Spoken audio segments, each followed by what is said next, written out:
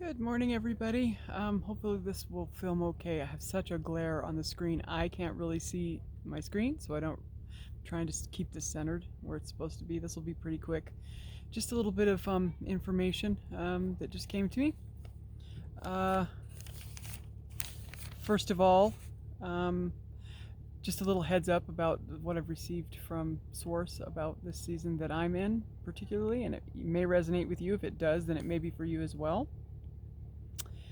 It's a season of being still, and I made some comments to some folks about this, but not everybody. And he said it's like when the saying comes that you can't see the forest for the trees. It is time to be still and just be, and not have any desire or search for the mission that I'm supposed to be on, or the things I'm supposed to be doing, which completely resonates with me because I couldn't seem to get my footing in that. So he said that it's time for me just to be and to rise above. And he promised me that if I seek him and rise above, that he told me specifically to get a pen and piece of paper because he was going to give me his perspective. If I wanted it, just to ask, and he would give it to me, and to be prepared because it's going to surprise me. And this has been happening, and these are one of the things that he has shown me, and I felt very strongly that I needed to share it with you. So it's this individuality, not versus, but in addition to oneness. It's a theme that goes round and round, and there's people that believes 100% that the individuality of us as entities is the focus, and there are people who believe it's all oneness. It's just one conscious that's been fragmented, and that we all are one and we are not individuals at all. And I get a lot of information that used to be very, very resonant for me is now becoming a bit fragmented and a little bit full of more weeds than wheat for me. And part of the reason is this subject. Some of the starseed information is becoming a little bit too riddled with this. It's only one consciousness, and individuals aren't really, the focus. There is no individuality. We're all one, and to basically seek, certain things in a certain way because of this state of oneness. I'm just looking at the top of my hair here, and it's like, oh man, all this moisture from the melted snow has turned me into an alpaca. You people with naturally curly hair, you know what I mean. Moisture just immediately makes wild hair. But anyways, and you probably hear a truck in the background. We got tons of mud, tons and tons, and people are getting stuck and trying to get in and out. So that's what you're hearing. Okay. There are different schools of thought. And I go back and forth because I really want to get this right, but none of it really resonated with me, coming from both angles. And so I asked Father, and he said it very clearly. It was already within me. He just revealed it to me so my perception could see it. So the first one, the oneness perspective. The idea that we're all part of the same one consciousness of one entity. And there's truth in that, absolutely. That all of this matrix and everything is only one. It's the consciousness of one, fragmented into all these individual experiences. But we really aren't individuals. We're a fragmented conscious of the one. And so there's that school of thought. I'm going to switch arms there. Wow, you can really hear that. There's that's one of the consensus that I hear all the time, and it seems to be more and more the theme of the starseed type of information. I've always followed Creator. I've always listened to what He has spoken to me. It's never steered me wrong. I read, I learn, I listen to others, I take in the pieces and bits that come to me, but ultimately my compass and my rudder is my Creator. And so I'm going to stick with what's been working, and this is Him speaking, so at least to me. And if it doesn't resonate, that's fine. It's not supposed to resonate, so no big deal. All right, so that we're just the fragments. We're fragmented into this one, okay? Now there's some examples of why this doesn't really fit with me. One of the biggest examples for me is one of the matrix examples we have of this divine feminine, divine masculine, and the ability to create, which creates the Trinity, is the story depicted to us through our children. through our marriages or our relationships with a significant other, and the creation of children. If you have children, you know that you understand fully that they are part of you, that you are connected in a profound way because you are part of their creation. They are a creation of you. They carry your DNA. They carry all kinds of things. Even if they never saw you, they still carry these things. And then when you raise them relationally, this becomes, very entwined. But as the creator, as the parent in this situation, you see your children as the individuals that they are, and you glory in it because they were your dream at one point. You dreamed of being a mommy or a daddy, and you dreamed of this little person that was going to come from you and that you were going to help grow and spend time with and love. But as soon as that little baby comes into being, you know that this baby is an individual, yet it is still connected to you, very, very importantly so. So there's that example, which completely negates the one consciousness perspective, that's all we are, is fragments of a singular consciousness. We basically make up God by being, and that we are God in that sense, that he is because we are fragments together combined by frequency to make him. And that just never sits with me. It never has, and I never really understood it. I just put it on the shelf. I figured my answers would come. So that's one example. And the Trinity that I just mentioned, and our ability to create. If this is just a fragmented experience of one consciousness who decided to fragment in order to experience all these varied differences, then what's the point of even being able to create? Why do we need to do the things that we've been instructed to do? Each one of us is following our own path, and we have specific instructions for our own missions. Even the trees and the animals do. So if this is all just about one consciousness that fragmented itself to have an experience because it was somewhat bored with, no duality, perfect love, I've actually heard that it was because of there's so much boredom in having perfect love where no duality exists, that they create this in order for, or should say, this entity creates this in order for, learning and understanding and just to experience it. And once again, with my relationship with my creator, that just didn't jive with me. And so if it doesn't jive with you too, then listen up and see if this does resonate at all. And so just these things, they're examples that support this idea that it's not just a one consciousness. It's not just that. And number two, now individuality, which I find that this is very strong in religion. And the only religion I've been really, really involved in is status quo Christianity. Each of us, under this guise, and I apologize, it's windy and my notes are blowing all over the place, is our own being, seeking our own balance, happiness, only connected to others by choice or by, vaguely connected to them because we impact one another with our choices. Christianity is very thick with this. We're taught that you're kind to others and you serve others and you do things because you're serving your Father in doing so. But mostly we're just individual beings, and we're working out this story that's all going to work out collectively to the worship and the and the adoration and the glory of our Creator, who is relatively separate from us, and we can never really attain what he is or what he has. We just have to keep striving. So we're individuals in that.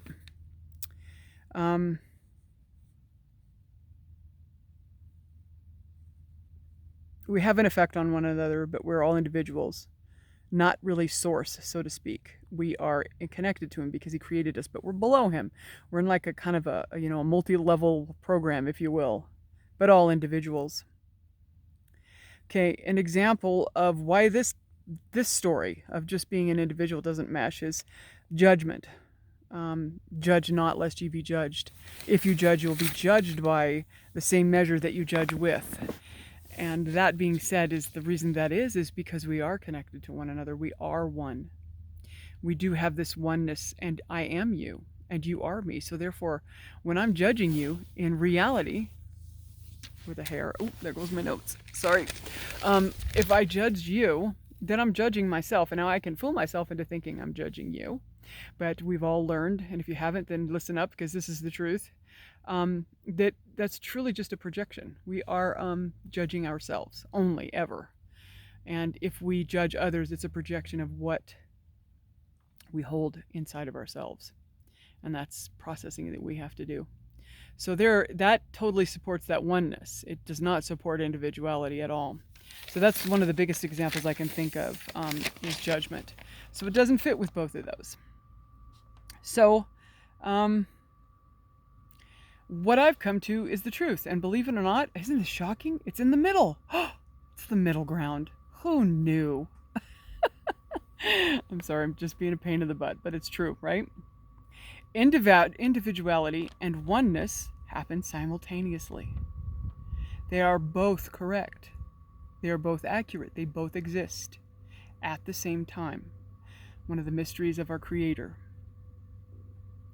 Some examples that support this is our own human bodies. Even though they are miscreated and they are part of this matrix, when you think of the human body, our brother Derek has used this example many times to explain the fingernail and the thumbnail and, you know, the toe versus this cell and that cell, that we're all separate but we're working together, fully connected, and that the body doesn't function when one piece is missing.